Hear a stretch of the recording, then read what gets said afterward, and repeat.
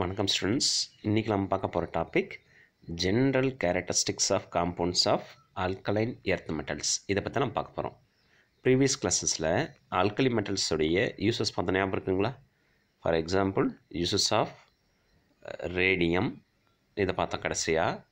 அதுக்கு முன்னாடி பார்த்திங்கன்னா uses of barium, okay, uses of magnesium, uses of strontium, use of beryllium and then uses of calcium. அதாவது ஒவ்வொரு மெட்டலுடைய ஆல்கலைன் எர்த் மெட்டல்ஸோடைய யூசஸ் தனியாக பார்த்தோம். இப்போ நம்ம பார்க்க போகிறது அந்த மெட்டல்ஸோடைய corresponding compounds. For example beryllium இருக்கானா பெர்லியம் ஆக்சைடு, பெர்லியம் ஹைட்ராக்சைடு, அந்த மாதிரி காம்பவுண்ட்ஸை பற்றி பார்க்க போகிறோம். ஓகேங்களா? ஆனால் தான் என்ன கொடுத்துருக்காங்க அப்படின்னா general characteristics of compounds of alkaline earth metals அப்படின்னு கொடுத்துருக்காங்க. ஃபஸ்ட்டு பாருங்கள், டைபாசிட்டிவ் ஆக்சிடேஷன் ஸ்டேட். எப்போவுமே அல்கலைன் எர்த் மெட்டல்ஸ் 2 எலக்ட்ரான்ஸ் கொடுக்கறனால மேக்ஸிமம் என்ன ஃபார்ம் பண்ணுவோம்னா M2+ தான். Is the predominant valency of group 2 elements. The alkaline earth metals form compounds which are predominantly ionic in nature. என்ன form பண்ணுவாங்க? Ionic காம்பவுண்ட்ஸை form பண்ணுவோம். ஓகேங்களா? So the ionic in nature. Left to right போகும்பொழுது ionic character என்ன ஆகிட்டே இருக்கும்? Less ஆகிட்டே இருக்குமா இல்லைங்களா? ஏன்னா லெஃப்ட் டு ரைட் போகும்பொழுது அயானிக் கேரக்டர் லெஸ் ஆகும், கோவலன்ட் கேரக்டர் என்ன ஆகும்? இன்க்ரீஸ் ஆகும். அப்போது இவன் யாரை விட கம்மியாக இருப்பான்னா less ionic then alkali metals. Less பாருங்கள், corresponding compounds of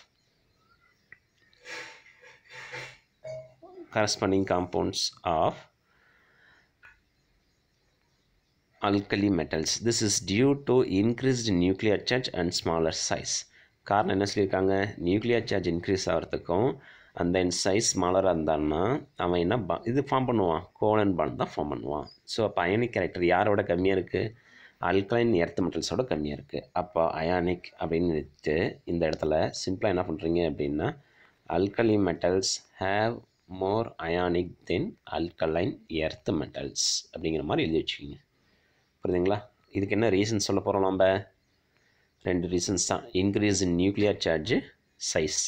smaller size, அதாவது எல்லா ரீசனிங்க்குமே பார்த்தீங்கன்னா இப்போ கம்பேர் பண்ணுறாங்களா இல்லைங்களா? யார் ஹார்டராக இருக்காங்க, யார் சாஃப்டாக இருக்காங்க, அந்த மாதிரி எல்லா ரீசன்ஸுக்குமே பார்த்தீங்கன்னா சைஸ் தான் மெயின் ஃபேக்டர்ஸு. ஓகேங்களா? ஸோ அப்போ சைஸ் ஃபஸ்ட் எழுதிங்க, அடுத்து இன்க்ரீஸ்டு நியூக்ளியர் சார்ஜ். புரியுதுங்களா? சரி, அடுத்து பார்க்கலாமா? The general characteristics of some of the compounds of alkaline earth metals as described below. கீழே கொடுத்துருக்கானா இல்லைங்களா? அதில் பாருங்கள், ஃபஸ்ட்டு எதை கொடுத்துருக்காங்கன்னா ஆக்சைட்ஸ் கொடுத்துருக்கானா இல்லைங்களா? Oxides. Generally alkaline earth metals form monoxide and peroxides. ஆனால் என்ன ஃபார்ம் பண்ண அப்படின்னு சொல்கிறாங்க? மோனோ ஆக்சைட்ஸ்னால் பாருங்கள், BaO இதுக்கு -2 வந்துச்சுன்னா, ஆக்சிஜனுக்கு மேலே -2 வந்துச்சுன்னா மோனோ ஆக்சைட்ஸ். ஒருவேளை BaO2 இருக்குங்களா, இங்கே ஒரு ஓடைய சார்ஜ் -1 அந்த மாதிரி வந்துச்சுன்னா it is termed as an peroxides. புரியுதுங்களா? ஸோ அப்போது அல்கலைன் எர்த் மெட்டல்ஸால் என்ன ஃபார்ம் பண்ண முடியும்னு பார்த்தீங்கன்னா மோனோ ஆக்சைட்ஸ் அண்ட் பெராக்சைட்ஸாக ஃபார்ம் பண்ண முடியும். வேறு ஆல்கலி மெட்டல்ஸ்க்கு என்ன ஃபார்ம் பண்ண முடியும்னு சொல்லுங்கள்? Mono oxide, peroxide, super oxides. ஓகேவா? சரி பாருங்கள், மோனோ ஆக்சைட்ஸ்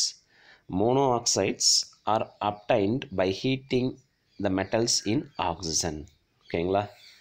என்ன பண்ணணும்? மெட்டலை ஆக்சிஜனில் வச்சு ஹீட் பண்ணணும். Beryllium oxide and magnesium oxide are almost insoluble in water. On the other hand, oxides of other metals form hydroxides. ஓகேங்களா? இதில் இப்போ நம்ம என்ன பண்ணுறோம் அப்படின்னா மெட்டல் இருக்குதுன்னு வச்சிங்களேன், பெர்லியம் அப்படிங்கிற மெட்டல் இருக்குன்னா இதோட ஆக்சிஜன் சேர்த்து ஹீட் பண்ணும்பொழுது it converts into beryllium oxide. இது என்னவா மாறிடுதுங்கிறாங்க? பெர்லியம் ஆக்சைடாக மாறிடுதுன்னு சொல்கிறாங்க. அதே போல் மெக்னீஷியமும் ஓகேங்களா ஆக்சிஜனோட சேரும் பொழுது it converts into magnesium oxide. ஓகேங்களா? ரெண்டுமே மாறிடுச்சா? இந்த ரெண்டுமே ஸ்மால் சைஸாக இருக்கனால which is insoluble in water. முடிஞ்சு போச்சா? Insoluble in water. On the other hand, oxides of other elements form hydroxides. இப்போ இவங்க 2 பேர் இருந்தால் ரொம்ப கிரிட்டிக்கல், மெக்னீஷியம் ஹைட்ராக்சைடோ பெர்லியம் ஹைட்ராக்சைடோ ஃபார்ம் பண்ணுறது. மிச்சம் இருக்கிற எல்லாருமே மிச்சம் யாரெல்லாம் இருக்காங்க, கால்சியம், பேரியம், ஸ்ட்ரான்சியம்லாம் இருக்காங்களா இல்லைங்களா, அவன்லாம் என்ன பண்ணுவான்னா ஈஸியாக என்ன ஃபார்ம் பண்ண முடியும்னா ஹைட்ராக்சைடு ஃபார்ம் பண்ண முடியும். ஹைட்ராக்சைடு OH ட்வைஸ்ன்னு போட்டோமா இல்லைங்களா, அந்த மாதிரி ஹைட்ராக்சைடு ஈஸியாக ஃபார்ம் பண்ண முடியும்னு சொல்லியிருக்காங்க. நெக்ஸ்ட் பாருங்கள், beryllium oxide is amphoteric in nature. Amphoteric na both acidic and basic in nature.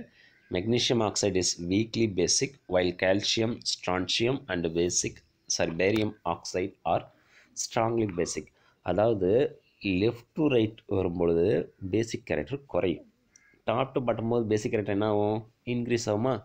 அப்போ இருக்கிறதுலே மோர் பேசிக் யாருன்னு கேட்டாங்கன்னா யார் சொல்லுவோம் நம்ம, barium hydroxide, strontium hydroxide and then calcium hydroxide. அதுக்கடுத்த யார், மெக்னீஷியம் ஆக்சைடு. கடைசியாக யார் வருவாங்கன்னா பெரிலியம் ஆக்சைடு தான் வருவாங்க. புரியுதுங்களா. Left to right basic character decrease ஆகும், டாப் டு பாட்டம் இன்க்ரீஸ் ஆகும் அப்படிங்கிற மாதிரி ஞாபகம் வச்சுங்க. அடுத்து beryllium oxide is covalent in nature due to small size of beryllium 2+ ion while other oxides are ionic in nature. ரொம்ப ஸ்மால் சைஸாக இருந்தால் என்ன கேரக்டர் இருக்குன்னு சொன்னேன்னு, கோவலண்ட் கேரக்டர் இருக்குன்னு சொன்னேன் இல்லைங்களா. அதில் பெரிலியம் தான் ஃபஸ்ட் இருக்காங்க, அதுக்கு அடுத்து தான் மெக்னீஷியம், கால்சியம். இவனோட சைஸ்லாம் கொஞ்சம் பெருசாக இருக்கனால தே கேன் ஃபார்ம் அயானிக். அப்போ இருக்கிறதுலே யார் ஒருத்தர் மட்டும்தான் கோவலண்ட் ஃபார்ம் பண்ணுறாங்க, பெரிலியம் மட்டும்தான். புரியுதுங்களா. Beryllium only form covalent where others form ionic characters. புரியுதுங்களா. சரி, நெக்ஸ்ட் பாருங்கள், பெராக்சைட்ஸ். பெராக்சைட்ஸில் என்ன கொடுத்துருக்கான்னு பாருங்கள். Peroxides except beryllium all the remaining metals form peroxides. Beryllium தாண்டி மிச்சிருக்க எல்லாருமே என்ன ஃபார்ம் பண்ண முடியும்னு சொல்கிறாங்க, பெராக்சைட்ஸ் ஃபார்ம் பண்ண முடியும்னு சொல்கிறாங்க. It is prepared by heating monoxide with oxygen at high temperature. இப்போ எப்படி நடக்கும்னு பார்த்தீங்கன்னா, அந்த மோனோஆக்சைட்ஸ் எடுத்துக்கிட்டு திரும்பவும் ஆக்சிஜன் சேர்த்து ஹீட் பண்ணும் பொழுது இட் கன்வெர்ட்ஸ் இன்ட்டு பெராக்சைட்ஸ் அப்படின்னு கொடுத்துருக்காங்க. பாருங்கள் கீழே என்ன ரியாக்ஷன்ஸ் கொடுத்துருக்காங்கன்ட்டு. பேரியம் ஆக்சைடோட ஆக்சிஜன் சேர்த்துருக்காங்களா இல்லைங்களா, இந்த இடத்துல ஹீட் பண்ணியிருக்காங்க. ஓகேங்களா. ஹை டெம்பரேச்சரில் ஹீட் பண்ணும்பொழுது it converts into barium peroxides. Barium peroxides முடிஞ்சு போச்சா. அந்த நெக்ஸ்ட்டு ஹைட்ராக்சைட்ஸ். ஹைட்ராக்சைடு கொடுத்துருக்காங்கன்னா இல்லைங்களா, அதில் பாருங்கள், all the oxides except beryllium oxide are basic in nature. அதை பார்த்துட்டோமா இல்லைங்களா. இவன் மட்டும் என்ன இருப்பான்னு சொன்னோம் நம்ம, ஆம்ஃபோட்ரிக் அப்படின்னு சொன்னோமா இல்லைங்களா. ஆம்ஃபோட்ரிக் இன் நேச்சர்னு சொல்லியாச்சு. ஆம்ஃபோட்ரிக்னு என்ன அர்த்தம், ஆசிடாகவும் இருப்பான், பேசிக் கேரக்டராகவும் இருப்பான். And reacts with water to form sparingly soluble hydroxides. And reacts with water, கண்டிப்பாக ரியாக்ஷன் வாட்டரோட ரியாக்ட் பண்ணும்போது என்னவா மாறிடுன்னு சொல்கிறாங்கன்னு பார்த்தீங்கன்னா ஸ்பேரிங், அதாவது கொஞ்சமாக கரையின்ற ஹைட்ராக்சைட்ஸாக ஃபார்ம் பண்ண முடியும்னு சொல்லியிருக்காங்க. ஃபார்முலா பாருங்கள் என்ன கொடுத்துருக்காங்கன்னா, நம்மக்கிட்ட இருக்கிற மெட்டல் ஆக்சைட்ஸு வாட்டரோட ட்ரீட் பண்ணும்பொழுது வாட்டர் எப்படி அடிக்கலாம், நம்ம HOHன்னு அடிச்சிடலாமா. இது பாருங்கள், M1 இருக்கா, OH 2 இருக்கா இல்லைங்களா. அப்போ எப்படி எழுதலாம் நம்ம, MOH twice. முடிஞ்சு போச்சா, MOH twice. இந்த ஈக்குவேஷன்ஸ் புரியுதா. அடுத்து நெக்ஸ்ட் பாருங்கள், the solubility and then thermal stability and the basic character of hydroxide increases down the group. ஓகேங்களா. யார் யாரெல்லாம் இன்க்ரீஸ் ஆகிறாங்கன்னு கொடுத்துருக்காங்க, பேசிக் கேரக்டர்லாம் பார்த்தாச்சு. அண்ட் தென் சாலிபிலிட்டி என்ன ஆகும், இன்க்ரீஸ் ஆகும், சைஸ் பெருசாகுதா இல்லைங்களா. அந்த தெர்மல் ஸ்டெபிலிட்டி என்ன ஆகும்னா இன்க்ரீஸ் ஆகும், இன்க்ரீசஸ் டவுன் த குரூப்.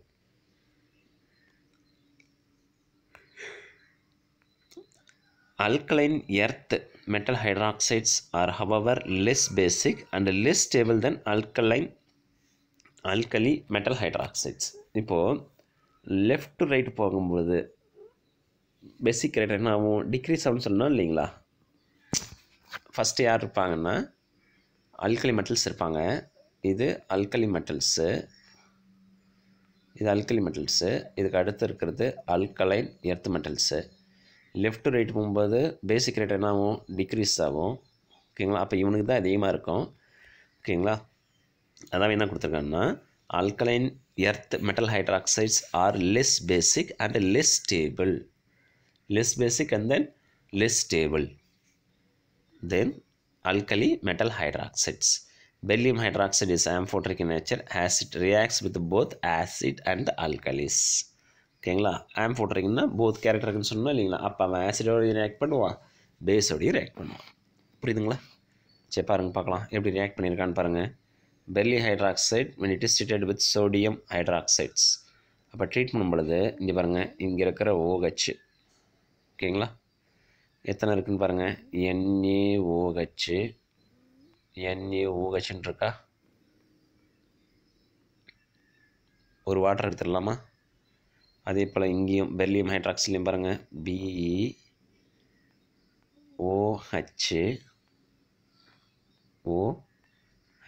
இருக்கிற ஹைட்ரஜன்ஸ் எல்லாமே வாட்டர் வெளியே போயிடும். அப்போ இங்கேயும் என்ன வெளியே போடலான்னு பார்த்தீங்கன்னா வாட்டர் வெளியே போயிடலாமா. அப்போ 2 வாட்டர் மாலிக்ஸ் வெளியே போயிருக்குமா. மிச்சம் என்ன இருக்குன்னு பாருங்கள், Na எத்தனை இருக்குன்னா 2 இருக்கா. அப்போ Na2ன்னு எழுதிடலாமா. பெர்லியம் 1 இருக்கா. அப்போ Be அப்படின்னு எழுதிடலாமா. இங்கே ஒரு O, இதில் ஒரு O இருக்குது. அப்போ BeO2 கிடைக்கும். அப்போ Na2 BeO2 ஓகேங்களா, இது கிடைக்கும்.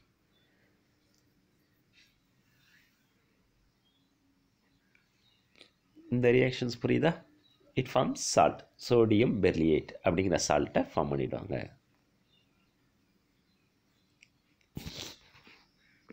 நெக்ஸ்ட் பாருங்கள், பெர்லியம் ஹைட்ராக்சைடு ப்ளஸ் HCl. இதில் சிம்பிளாக என்ன பண்ணலாம் அப்படின்னா, இங்கே இருக்கிற வாட்டர் மாலிகுலை ரிமூவ் பண்ணி விட்டலாமா. மிச்சம் என்ன கிடைக்குன்னு பாருங்கள், BeCl2 கிடைக்கும். BeCl2 முடிஞ்சு போச்சா. ஓகேவா. அடுத்து நெக்ஸ்ட் பார்க்கலாமா. நெக்ஸ்ட் பாருங்கள், ஹேலைட்ஸ் அப்படின்னு கொடுத்துருக்காங்களா இல்லைங்களா. ஹேலைட்ஸோட எப்படி ரியாக்ட் பண்ணுறான்னு பாருங்கள். Alkaline earth metals form halides with general formula MX2. They can be prepared by heating metals with halogens on heating. M with halogens, it gives MX2. Beryllium halides are covalent on account of smaller size of beryllium 2+ ions. So இங்கே பாருங்கள், beryllium ஹேலைட்ஸு small சைஸ்ன்னு ஏற்கனவே பார்த்துருக்கோமா இல்லைங்களா. அப்போ அவன் என்ன form பண்ண முடியும்னா கோவலன் தான் ஃபார்ம் பண்ண முடியும் on account of small size of beryllium 2+ ions. ஓகேங்களா. And then beryllium halides are hygroscopic, நீர் உறிஞ்சும் தன்மை கொண்டது. ஃபியூம் இன் மூய்ஸ்ட் ஏர், லைட்டாக புகையிற மாதிரி இருக்கும் மாய்ஸ்ட் ஏரில். And soluble in organic solvents, வாட்டரில் டிசால்வ் ஆக மாட்டான், நாட் சாலிபிள் இன் வாட்டர்னு படிச்சிருக்கோம். அப்போ இதில் சாலிபிள் ஆவான், ஆர்கானிக் சாலியன்ஸில் சாலிபிள் ஆவான். Beryllium chloride has a chain structure in the solid state.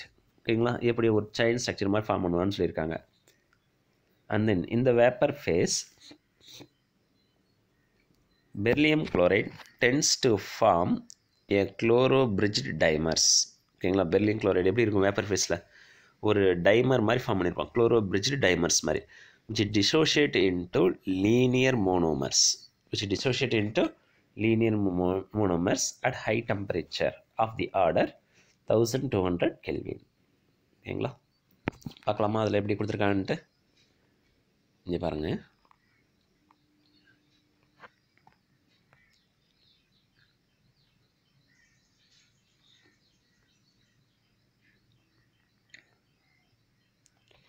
இது டைமர் மாதிரி ஃபார்ம் பண்ணியிருக்கானா பாருங்கள்.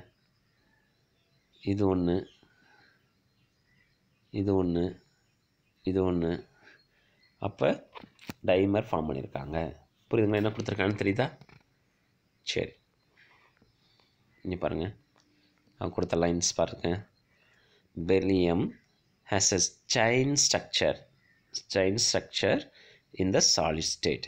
ஸ்ட்ரக்சர் 1ல் கொடுத்துருந்தது, இப்போ நம்ம அனலைன் பண்ணி காமிச்சோமா இல்லைங்களா. அதுவே இங்கே பாருங்கள், வேப்பர் ஃபேஸில் குளோரோ பிரிட்ஜ்டு டைமர்ஸ் கிடச்சிச்சின்னு சொன்னாங்களா இல்லைங்களா. இங்கே பாருங்கள்,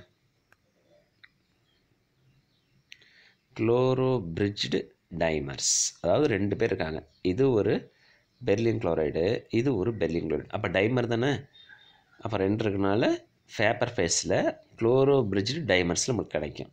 புரியுதுங்களா. அந்த நெக்ஸ்ட்டு பாருங்கள், at a high temperature linear monomers தெரியுதா எப்படின்ட்டு. ஹீட் பண்ணோம் அப்படின்னா இந்த மாலிகுல் என்ன ஒன்று பார்த்தீங்கன்னா உடைய ஆரம்பிச்சிடும். உடஞ்சிச்சுன்னா என்ன கிடைக்குன்னு பாருங்கள், BeCl2 கிடைக்கும். ஓகேங்களா. ஸோ 3 ஸ்ட்ரக்சர் கொடுத்துருக்காங்க, ஒவ்வொன்றும் எந்த கண்டிஷன்ஸில் இருக்காங்கிறத பார்த்துங்க. And then next except beryllium halides all the other halides of alkaline earth metals are ionic in nature. ஓகேங்களா, பெரிலியம் ஹேலைட்ஸ் மட்டும் கோலோ நேச்சர்னு படிச்சிட்டோமா. இப்போ அதர்ஸ் எல்லாம் என்ன இருப்பாங்க, அயானிக் இன் நேச்சரில் இருப்பாங்க. And then chloride and fluorides of other metals are ionic solids. அதுதான் குளோரைட்ஸு அண்ட் தென் ஃப்ளூரைட்ஸ் இருக்காங்களா இல்லைங்களா, அவங்க மட்டும் என்னவாக இருப்பாங்க, அயானிக் சாலிட்ஸாக இருப்பாங்கன்னு சொல்லிட்டாங்க. This are good conductors of electricity in fused state. அதாவது உரிய நிலையில் இருக்கும் பொழுது கண்டிப்பாக எலக்ட்ரிசிட்டியை பாஸ் பண்ணுவான். அண்ட் தென் அக்வஸ் ஸ்டேட்டில், அதாவது தண்ணியில் மூழ்கி இருக்கும் பொழுதும் அவன் என்ன பண்ணுவான்னு பார்த்தீங்கன்னா எலக்ட்ரிசிட்டி கனெக்ட் பண்ணுவான். The tendency to form halide hydrides gradually decreases. அதாவது ஹைட்ரைட்ஸ்ன்னு சொல்லுவாங்களா, ஹைட்ரைட்ஸ்னு நீர் ஏறிய மாதிரி இருக்கிறது, அந்த மாதிரி இருக்கிறது கீழே போக என்ன ஆகிட்டே இருக்கும்னா குறைஞ்சிட்டே இருக்குன்னு சொல்கிறாங்க. இதே பாருங்கள், மெக்னீஷியத்துக்கு 8 வாட்டர் மாலிகுல் சரௌண்ட் பண்ணியிருக்கு, 8 வாட்டர் மாலிகுல் சரௌண்ட் பண்ணியிருக்கு. வேற கால்சியத்துக்கு 6, ஸ்டான்சியத்துக்கும் 6, வேற பேரியம் போகும்போது குறைஞ்சிட்டே இருக்குது. அப்போ டாப் டு பாட்டம் போகும்போது ஹைட்ரேட் என்ன ஆகுது, ஹைட்ரேட் காட் டிக்ரீஸ்ட். ஓகேங்களா, டிக்ரீஸ் ஆகுதுன்னு வச்சுக்கோங்க. புரியுதுங்களா? சரி, அடுத்து நெக்ஸ்ட்டு பாருங்கள். சால்ட்ஸ் ஆஃப் ஆக்சோ ஆசிட்ஸ்னு கொடுத்துருக்காங்க இல்லைங்களா, அது பாருங்கள். Salts of oxo acids. The alkaline earth metals form salts of oxo acids. Some of this are given below. Carbonates, அது பாருங்கள் என்ன கொடுத்துருக்கான்ட்டு. கார்பனேட்ஸில் என்ன கொடுத்துருக்காங்கன்னா, all the carbonates decompose on heating to give carbon dioxide and oxides. நம்மளுக்கு நல்லாவே தெரியும், கார்பனேட் எடுத்துக்கிட்டோம் அப்படின்னாவே கண்டிப்பாக அதில் வந்து கார்பன் டை ஆக்சைடு கேஸ் வெளியே போவோம். மிச்சம் என்ன தான் இருக்கும், எம்போ தான் இருக்கும். இது எப்போ நடக்குதுன்னு பார்த்தீங்கன்னா நல்லா ஸ்ட்ராங்காக நம்ம ஹீட் பண்ணும்பொழுது. ஒரு எக்ஸாம்பிள் வச்சு உங்களால் சொல்ல முடியுமா? எக்ஸாம்பிள் பாருங்கள், கால்சியம் கார்பனேட்டு ஞாபகம் வச்சிங்க. கால்சியம் கார்பனேட்டு ஞாபகம் வச்சிங்க. இதை ஹீட் பண்ணும்பொழுது கண்டிப்பாக கார்பன் டை ஆக்சைடு வெளியே போயிடுச்சுன்னு வச்சிங்களேன். மிச்சம் என்ன இருக்குன்னு பாருங்கள், உங்களுக்கு CaO தான் இருக்கும். புரியுதுங்களா? அந்த நெக்ஸ்ட் பாருங்கள், solubility of carbonates in water decreases down the group. Solubility of carbonates in water decreases down the group. மேலே இருக்கிறதுலாம் என்ன ஆகும்னு பார்த்தீங்கன்னா சீக்கிரமாக சால்பிள் ஆகும், கீழே போக சால்பிலிட்டி என்ன ஆகும், டிக்ரீஸ் ஆகும். காரணம் என்ன அப்படின்னா, கார்பனேட்டு பெருசு, பெர்லியம் சின்னது, மெக்னீஷியம் கொஞ்சம் பெருசு சின்னது. இதே பேரியம் போக சைஸ் ரெண்டும் பெருசாக இருக்கும். நம்ம ஏற்கனவே சொல்லி கொடுத்துருக்கோமா, சின்னது பெருசு இருந்துச்சுன்னா சால்பிலிட்டி அதிகமாக இருக்கும், 2 பெருசோ அல்லது 2 சின்னதாக இருந்துச்சுன்னா சால்பிலிட்டி எப்படி இருக்கும், ரொம்ப கம்மியாக இருக்கும். அப்போ இதை வச்சு சொல்லிட முடியுமா, solubility of carbonates in water decreases down the group. அப்போ இதை வச்சு ஒரு ஆர்டர் கேட்குறாங்க, சொல்லுங்க பார்க்கலாம். Beryllium carbonate, magnesium carbonate, calcium carbonate, strontium carbonate, barium carbonate. which one is most soluble in water? இதான் questions. which one is most soluble in water அப்படின்னு question கேட்டாங்கன்னா என்ன யார் சொல்லுவீங்க? பேரியம் கார்பனேட்டா, பெர்லியம் கார்பனேட்டா? Beryllium carbonate is most soluble in water. Next magnesium, அதுக்கடுத்தா calcium, அதுக்கடுத்தா யார் வருவாங்க, ஸ்டான்சியம், அதுக்கடுத்தா யார் வருவாங்க, பேரியம் வருவாங்க. ரீசன் என்ன, டியூ டு ஸ்மால் சைஸ். ஓகேங்களா, இதில் இருக்கிற ஆனியான்ஸோடைய சைஸ் எப்படி இருக்கும், பெருசாக இருக்கும். அப்போ இந்த இடத்துல சால்பிலிட்டி எப்படி இருக்குன்னா அதிகமாக இருக்கும். வேற இங்கே வரும்பொழுது இவனும் பெருசு இவனும் பெருசு, அப்போ சால்பிலிட்டி வில் பி லெஸ். புரியுதுங்களா? ஸோ நெக்ஸ்ட் பாருங்கள், the thermal stability increases down the group with increasing cationic size. Thermal stability மட்டும் என்ன ஆகுது அப்படின்னு பார்த்தீங்கன்னா இன்க்ரீஸ் ஆகுது. டாப் டு பாட்டம் போகும்பொழுது தெர்மல் ஸ்டெபிலிட்டி என்ன ஆகுது, இன்க்ரீஸ் ஆகுதுன்னு சொல்லியிருக்காங்க.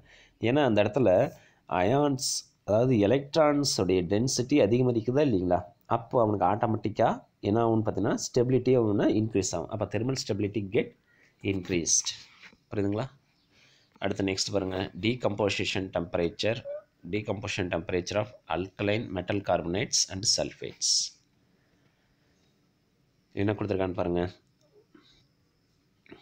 யாருக்கு இருக்கிறது டீகம்போசிஷன் டெம்பரேச்சர் ஃபார் கார்பனேட்ஸ்னு கொடுத்துருக்காங்களா இல்லைங்களா, அண்ட் தென் ஃபார் சல்ஃபேட்டு. பாருங்கள் இருக்கிறதுல யாருக்கு அதிகமாக இருக்குன்னா பேரியம் தான் அதிகமாக இருக்கும், பெர்லியத்துக்கு கம்மி, அதுக்கு அடுத்து மெக்னீஷியம். அப்போ என்ன பண்ணணும்னா டவுன் த குரூப் போகும்போது டீகம்போஷன் டெம்பரேச்சர் என்ன ஆகிட்டே இருக்குது, இன்க்ரீஸ் ஆகிட்டே இருக்குது. டவுன் த குரூப் போகும்போது என்ன ஆகிட்டே இருக்குது, இன்க்ரீசஸ் ஆகிட்டே இருக்குதுன்னு சொல்லணும். புரியுதுங்களா? சரி, நெக்ஸ்ட்டு பாருங்கள், சல்ஃபேட் அப்படின்னு கொடுத்துருக்காங்க இல்லைங்களா. சல்ஃபேட்டில் the sulfates of alkaline earth metals are white solids. என்னவா இருக்குன்னு சொல்லியிருக்காங்க, ஒயிட் சாலிட்ஸாக இருக்குன்னு சொல்லுவாங்க. Unstable to heat. Beryllium sulphate, magnesium sulphate are readily soluble in water. The solubility decreases from calcium to barium. அதாவது பெரிலியம் மெக்னீஷியம் சல்ஃபேட் அப்படின்னா readily soluble ஆகுதுன்னு சொல்கிறாங்க. கீழே போக சால்ட் என்ன ஆகுதுன்னு சொல்லியிருக்காங்க, டிக்ரீஸ் ஆகுதுன்னு சொல்லிட்டாங்க. இதுக்கும் இந்த சேம் த ரீசன் தான். பெரிலியம் சல்ஃபேட் மோர் சாலிபிளாக இருக்கிறதுக்கான காரணம் என்ன அப்படின்னா, இது ஸ்மால் சைஸ், சல்ஃபேட்டுங்கிறது பெரிய சைஸு. அப்போ ஸ்மால் சைஸ் கேட்டையானும் லார்ஜ் சைஸ் அயன்ஸும் டிசால்வ் அதாவது இருந்துச்சு அப்படின்னா அவன் சாலிபிள் ஆகிறது அதிகமாக இருக்கும். வேற கால்சியம் சல்ஃபேட்டு அதெல்லாம் போகும் பொழுது இவனுடைய சைஸும் பெருசாக இருக்கும், இவனுடைய சைஸும் பெருசாக இருக்கும். இப்போ சாலிபிலிட்டி எப்படி இருக்கும், கம்மியாக இருக்கும். புரியுதுங்களா ரீசன்ஸ் பாருங்கள். இது என்ன ரீசன்ஸ் கொடுத்துருக்காங்கன்னா, the greater hydration enthalpy of beryllium and then magnesium overcome the lattice enthalpy factor and therefore the sulfates are soluble in water. அதாவது ஹைட்ரேஷன் என்தால்பி அதிகமாக இருக்கும். அதாவது வாட்டர் அதிகமாக எதில் சரவுண்ட் பண்ணி இருக்குன்னா ஸ்மால் சைஸில் தான், ஓகேங்களா. அது இருக்கனால அவனுடைய லேட்டிஸ் என்தால்பி உடைக்கிறதுக்கான எனர்ஜி கொடுக்குறோமோ இல்லையா, அதுதான் லேட்டிஸ் என்தால்பி. அதை ஓவர் கம் பண்ணிட்டு வந்துடும். யார், ஹைட்ரேஷன் என்தால்பி ஓவர் கம் பண்ணிட்டு வந்துடும் எதை, லேட்டிஸ் என்தால்பியை.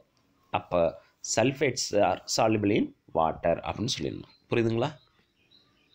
அடுத்து நெக்ஸ்ட்டு பாருங்கள், நைட்ரேட்ஸ். ஓகேங்களா, இதுவும் பார்த்திங்கன்னா கிட்டத்தட்ட பெரிய சைஸ் தான். The nitrates are made by dissolution of carbonates in dilute nitric acid. Magnesium nitrate crystallize with 6 molecules of water, whereas barium nitrate crystallize as the anhydrous salts. This again shows a decreasing tendency to form hydrates with increasing size. ஓகேங்களா, இதில் எப்படி கொடுத்துருக்கான்னு பாருங்கள். The nitrates are made by dissolution of carbonates in dilute nitric acid. இப்போ for example எங்கிட்ட barium carbonate இருக்குன்னு வச்சுங்களேன். இதை எடுத்துக்கு நான் யாரோட சேர்த்து சொல்லியிருக்காங்கன்னா நைட்ரிக் ஆசிடோட ட்ரீட் பண்ண சொல்லியிருக்காங்க. புரியுதுங்களா?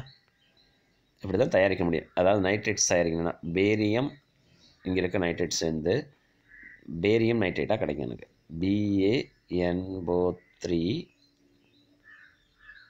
ட்வைஸ் ப்ளஸ் இதில் 2 மாலிகுல்ஸ் இருக்குமா, இதில் இருக்கிற ஒரு ஆக்சிஜனோட சேர்ந்து என்ன வெளிப்படணும், வாட்டரை வெளிப்படும், plus carbon di oxide release ஆகிடும்.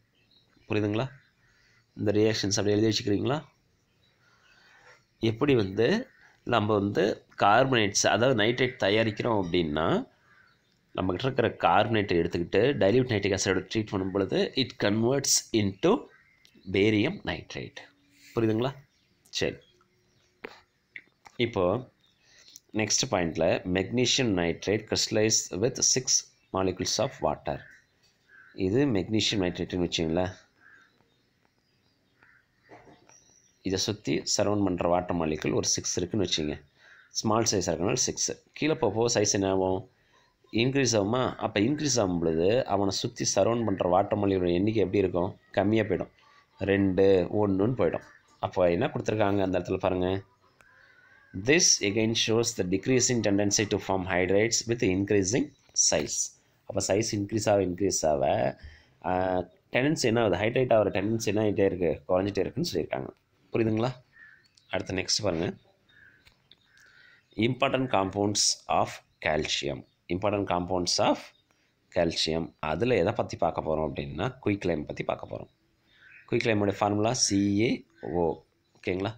It is produced on a commercial scale by heating limestone in a lime kiln அப்படின்னு சொல்லுவாங்க. ஓகேங்களா? இந்த கூண்டு இருக்கு இல்லைங்களா, தான் kiln. இந்த temperature of 1070 to 1270.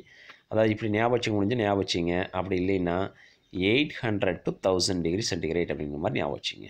800 to 1000 degree centigrade அப்படிங்கிற மாதிரி ஞாபகம் வச்சிங்க. கால்சியம் கார்பனேட் இருக்கா, இதை ஹீட் பண்ணால் என்ன மாறிடும், கண்டிப்பாக கார்பன் டை ஆக்சைடு கேஸ் வெளிப்போமா, உங்களுக்கு என்ன கிடைக்குன்னா கால்சியம் ஆக்சைடு கிடைக்கும். புரியுதுங்களா? நெக்ஸ்ட்டு பாருங்கள், the reaction being reversible, carbon di oxide is removed as soon as It is produced to enable the reaction to proceed completion. திரும்பவும் இந்த கால்சியம் ஆக்சைடும் கார்பன் டை ஆக்சைடு சேர்ந்து உங்களுக்கு என்ன உருவாக்கிட்டே இருக்கும், கால்சியம் கார்பனேட்டை உருவாக்கிட்டு இருக்கும். அதனால் கார்பன் டை ஆக்சைடு எவ்வளோ சீக்கிரத்தில் உருவாகுதோ அவ்வளோ சீக்கிரத்தில் என்ன பண்ணிகிட்டே இருக்கணும், ரிமூவ் பண்ணிகிட்டே இருக்கணும்னு கொடுத்துருக்காங்க. அடுத்து next properties. Calcium oxide is a white amorphous solid. Calcium oxide எப்படி இருக்கணும்னாங்க, ஒயிட் அமார்ஃபஸ் சாலிட்ஸ். அவனுடைய மெல்ட்டிங் பாயிண்ட்டு 2600 டிகிரி சென்டிகிரேட் அப்படிங்கிற மாதிரி ஞாபகம் வச்சிங்க. ஓகேங்களா, புரியுதுங்களா இது அப்படின்ட்டு? அடுத்து நெக்ஸ்ட் பாருங்கள். It absorbs moisture and carbon di oxide on exposure to atmosphere. நம்ம என்ன பண்ணுறோம் அப்படின்னு பார்த்தீங்கன்னா, காற்றுல அப்படி காமிச்சோம் அப்படின்னா அதில் இருக்கிற மாய்ஸ்சரை அப்சர்வ் பண்ணணும், and then carbon di oxide observe பண்ணிக்கும். அப்போ கால்சியம் ஆக்சைடோட வாட்டர் சேர்த்தும் பொழுது கால்சியம் ஹைட்ராக்சைடாக மாறிடும். ஒருவேளை கால்சியம் ஆக்சைடோட கார்பன் டை ஆக்சைடு ஆச்சுன்னா கால்சியம் கார்பனேட்டாக மாறிடும். The addition of limited amount of water breaks up the lump of lime. Addition of limited amount of water breaks up the lump of lime அப்படின்னா calcium oxide ஒரு formula. அதோட water சேர்த்தும் பொழுது கால்சியத்தையும் oxygen என்ன பண்ணணும்னா break பண்ணி விட்டுரும்.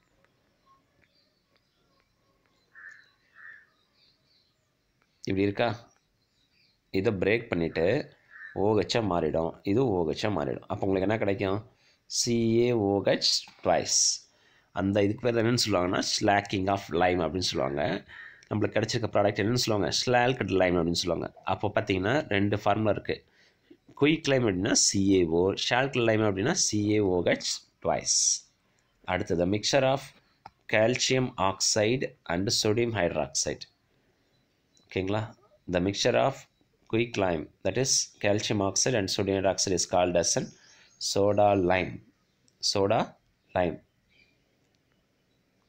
ஓகேங்களா, சரி இங்கே பாருங்கள். அடுத்து next, it combines with acidic oxide such as silica dioxide and then phosphorus pentoxide to form calcium silicate and calcium phosphate. ஒருவேளை சிலிக்காவோட ஃபார்ம் பண்ணும்பொழுது இட் ஃபார்ம்ஸ் கால்சியம் சிலிகேட் அப்படின்னு கொடுத்துருக்காங்க. கால்சியம் சிலிகேட் ஃபார்ம் பண்ணு சொல்லியிருக்காங்க.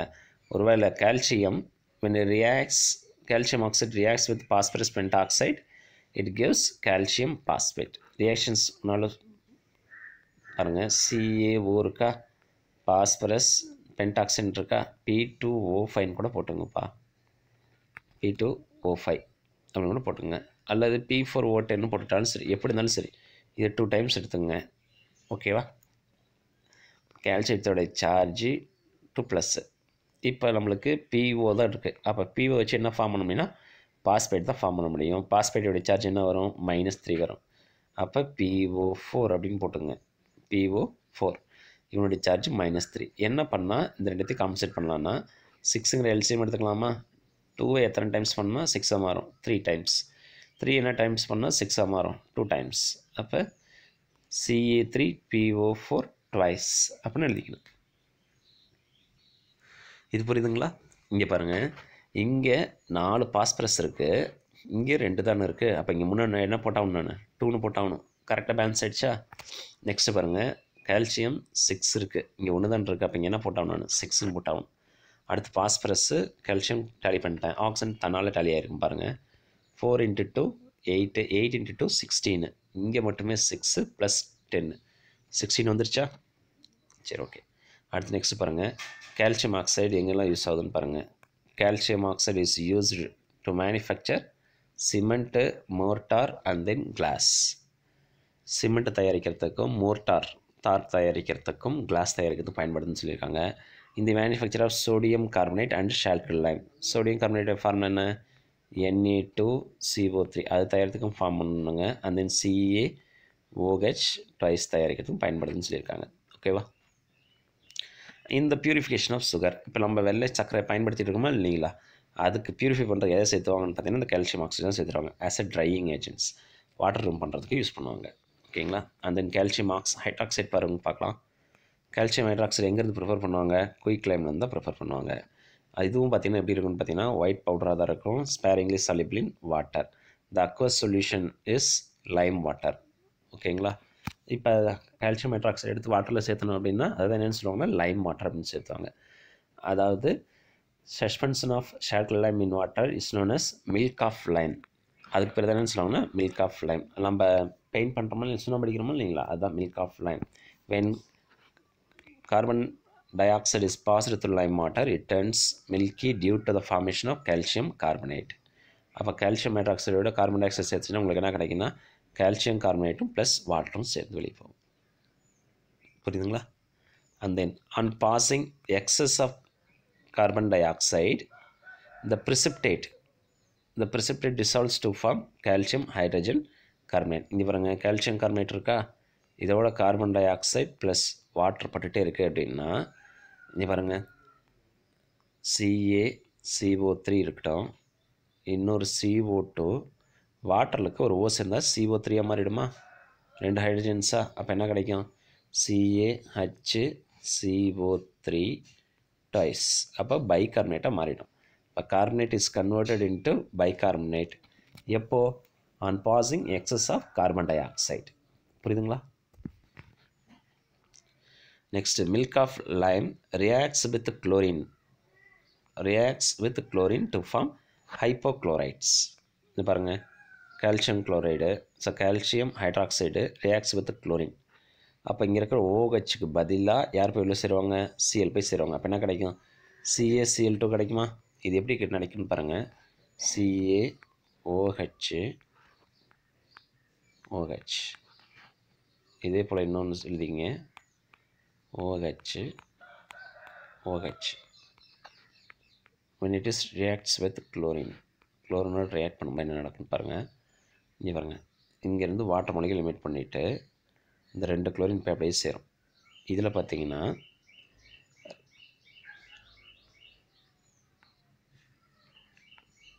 ரெண்டு OHமே தூக்கிட்டு 2 குளோரின் போய் சேரும். அப்போ CaCl2 இதில் CaOCl2 கிடைக்கும். ஸோ இந்த இடத்துல புக்கில் இந்த மிஸ்டேக்ஸ் மட்டும் இருக்குது, இதை மட்டும் மாற்றிங்க. இதில் ஆக்சுவலாக எப்படி வந்திருக்கணும் அப்படின்னா CaOCl2 கிடச்சிருக்கணும். CaOCl2 அதை ப்ராக்கெட் மாதிரி கொடுத்துருக்காங்க, அதை எடுத்துகிட்ருங்க. ஓகேங்களா? அது பேர் தான் ஹைப்போக்ளோரைட் அப்படின்னு சொல்லுவாங்க. என்னென்னு சொல்லுவாங்க? ஹைப்போக்ளோரைட்னு சொல்லுவாங்க. கான்ஸ்டியூன்ஸ் ஆஃப் ப்ளீச்சிங் பவுடரோட ஒரு கான்ஸ்டியூண்ட். ஓகேங்களா? புரியுதா? அடுத்து நெக்ஸ்ட் பாருங்கள். Calcium hydroxide is used in mortar A building material.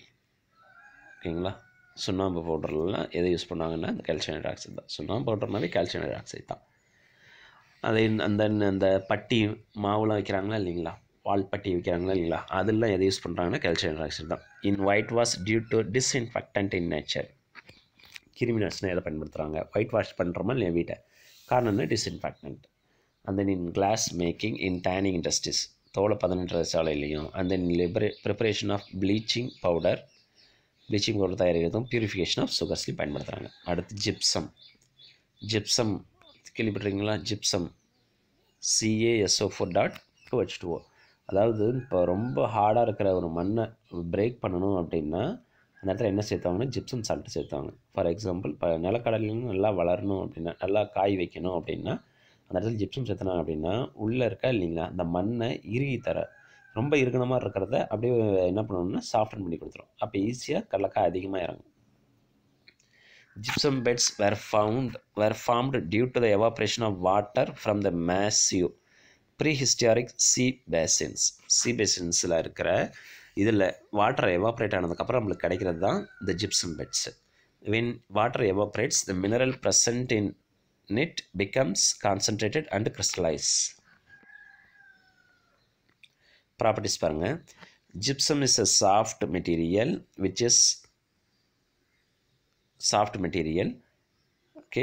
is moderately soluble in water. The solubility of this mineral in water is affected by temperature. Unlike other salts, gypsum become less soluble in water as the temperature increases. அதாவது temperature increase ஆகும் அதோட solubility என்ன ஆகிட்டே இருக்கும், குறைச்சிட்டே இருக்குன்னு சொல்கிறாங்க. This is known as retrograde solubility. அதாவது டெம்பரேச்சரை இன்க்ரீஸ் பண்ணோம் அப்படின்னா சாலிபிலிட்டி என்ன ஆகும்னா இன்க்ரீஸ் ஆகும் எல்லாத்துக்கும். ஆனால் இவனுக்கு மட்டும் என்ன ஆகுன்னு பார்த்தீங்கன்னா டெம்பரேச்சர் இன்க்ரீஸ் பண்ணும்போது சாலிபிலிட்டி ரொம்ப குறையும். அதுக்கு பேர் தான் என்ன சொல்லுவாங்கன்னா ரெட்ரோகிரேட் அப்படின்னு சொல்லுவாங்க. Retrograde solubility. which is distinguished character of gypsum. இதுதான் மாறுபட்ட பண்பு. ஓகேங்களா, மற்றவங்களுக்கும் ஜிப்சத்துக்கு இருக்கிற மாறுபட்ட பண்பு.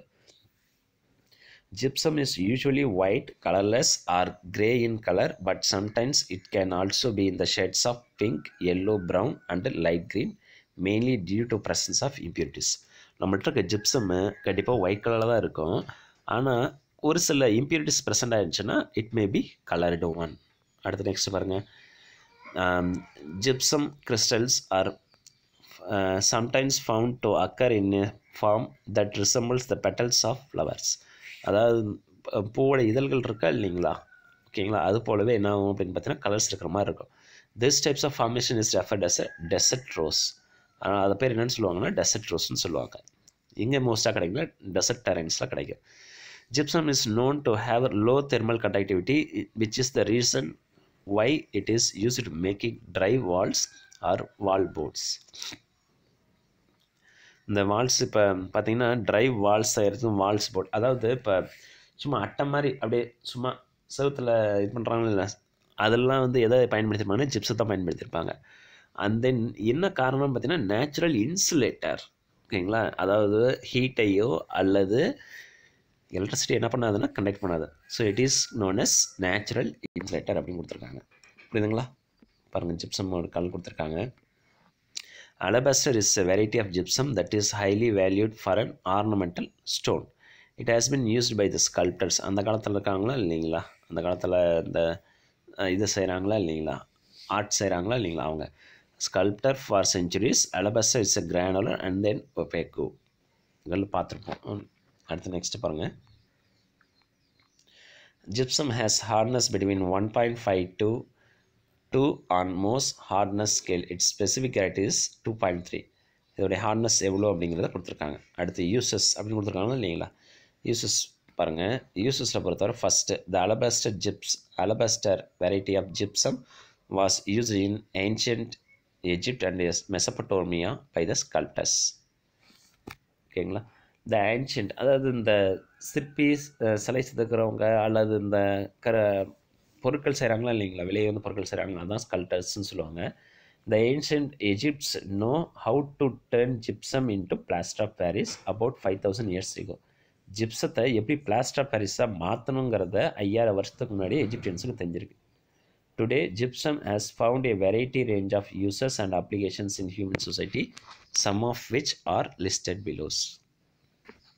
Gypsum is used in making dry walls or plaster boards. Plaster boards are used as a finish of walls, ceilings for partition.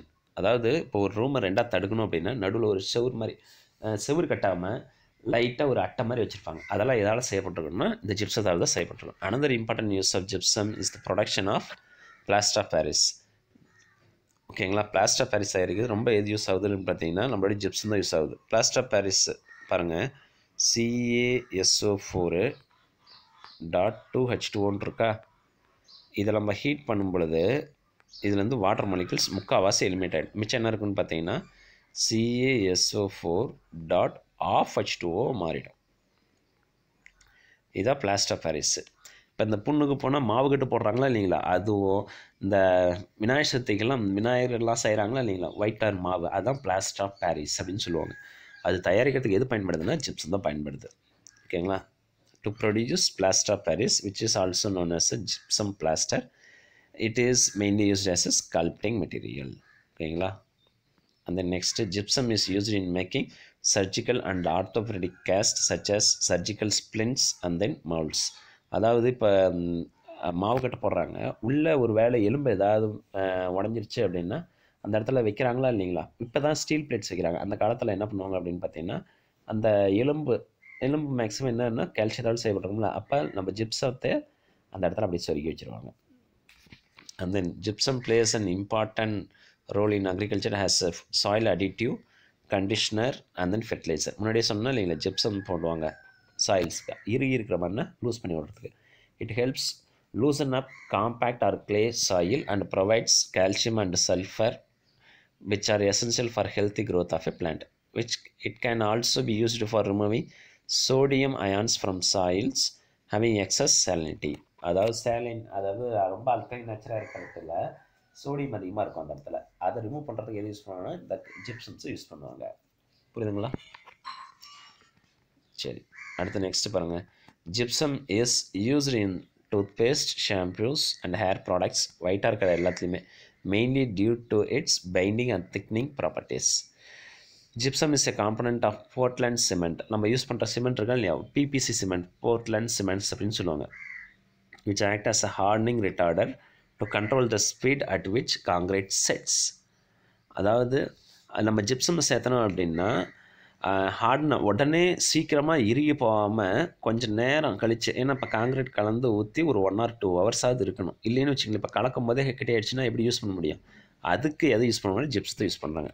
To some up, gypsum is one of the most abundant mineral that have endless uses applications. Mining of gypsum is simple and easy as the mineral occurs in large thick beds near the earth's surface. However, large-scale mining of gypsum involves considerable damage to the environment. Gypsum can also be recycled, but not much importance have been given to recycle this mineral due to its abundance. அதாவது recycle பண்ணி இது use பண்ண முடியும், ஆனால் அந்த மாதிரி நம்ம use பண்ணுறது கிடையாது. என்ன பண்ணிட்டுருக்கோம்? ஏன்னா அதிகமான அளவில் நம்மளுக்கு கிடைக்குது. ஓகேங்களா? இப்போ இந்த லார்ஜ் ஸ்கேல் மைனிங் ஆஃப், அதாவது அதிகமாக நம்ம தோண்டி எடுக்கிற ஜிப்சத்தினால நம்மளுக்கு என்விரான்மெண்டல் டேமேஜஸ் நடக்குது. இருந்தாலும் நம்மளுக்கு கிடைக்குதுன்றதுனால என்ன பண்ணணும்னா இதை ரீசைக்கிள் பண்ணி நம்ம யூஸ் பண்ணுறதே கிடையாது. புரியுதுங்களா? யூஸ் ஆஃப் ஜிப்சம் பாருங்கள், கீழே கொடுத்துருக்காங்களா இல்லை எங்கெங்களா யூஸ் ஆகுதுன்ட்டு. அபண்டன்ட் மெட்டீரியல் சொன்னாங்களா? ஓகேங்களா? அண்ட் தென் முக்கியமானது பாருங்கள், எஜிப்ட் ஏன்ஷியன்ட், அந்த கற்சிலை சிலை செய்கிறவங்க இதெல்லாம் இருக்கலாம் இல்லைங்களா, அதெல்லாம் எது யூஸ் பண்ணுவாங்கன்னா ஜிப்சத்தை யூஸ் பண்ணியிருப்பாங்க. அண்ட் தென் வீட்டில் பாருங்கள் டிசைன்ஸுக்கு எல்லாம் டிசைன் சைடில் பார்டர் மாதிரி கொடுக்கணும் இல்லைங்களா, அதெல்லாம் எதாவது செய்யப்பட்டோம்னா ஜிப்சத்தால் தான்.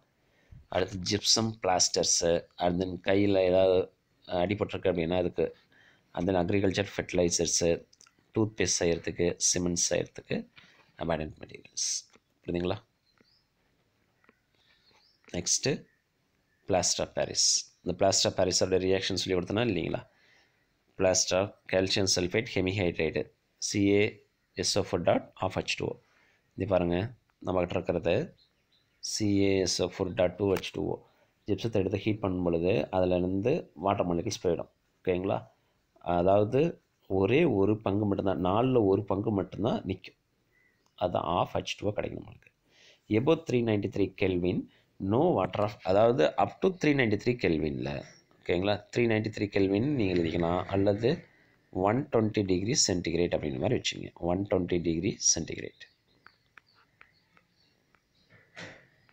ஞாபகம் வச்சுங்க.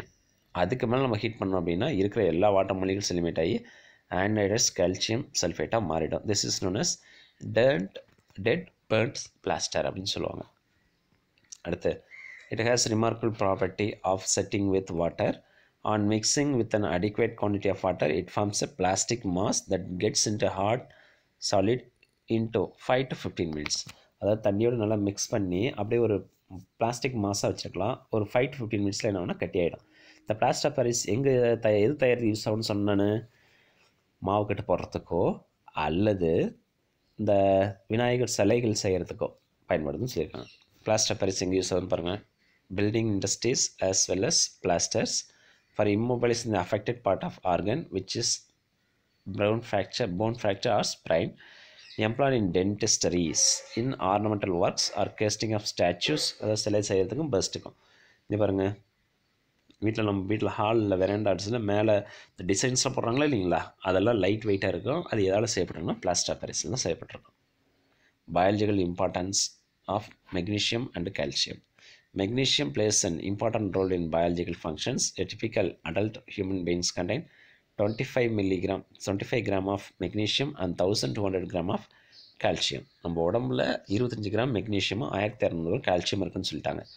Magnesium plays an important role in biological reactions catalyzed by enzymes. ஓகேங்களா?